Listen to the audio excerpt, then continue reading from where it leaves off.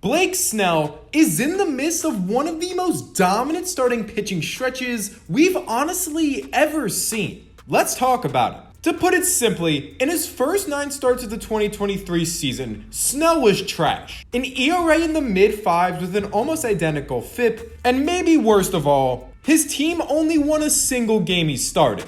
However, in his 9th start since May 25th, Blake Snell has maybe been the best he's ever been, posting an ERA of .68 while striking out 84 batters in just 53 innings. For some historical context of how insane this is, in MLB history in a 9-game span, only 4 pitchers have posted a sub .7 ERA while striking out at least 80 batters. And besides Snell, those guys are 1971 Tom Seaver, 2021 Jacob deGrom, and 2018 Chris Sale.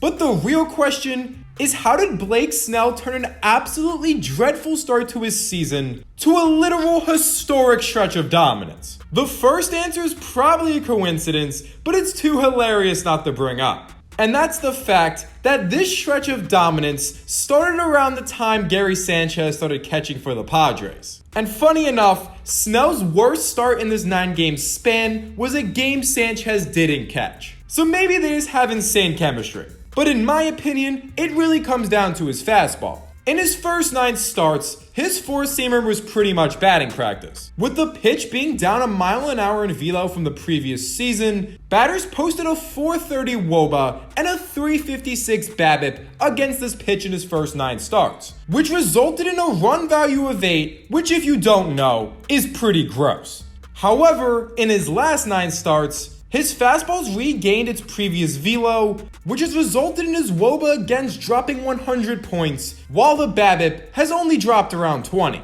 And in turn, this has resulted in a run value around -4, which is pretty good. So when you consider that the breaking and off-speed stuff was pretty much on all year, with it just reaching a new level of late, especially that curveball, which has a 65 whiff percentage in the span, it makes sense that Blake Snell, finding that Blake Snell fastball again, has resulted in a hot streak.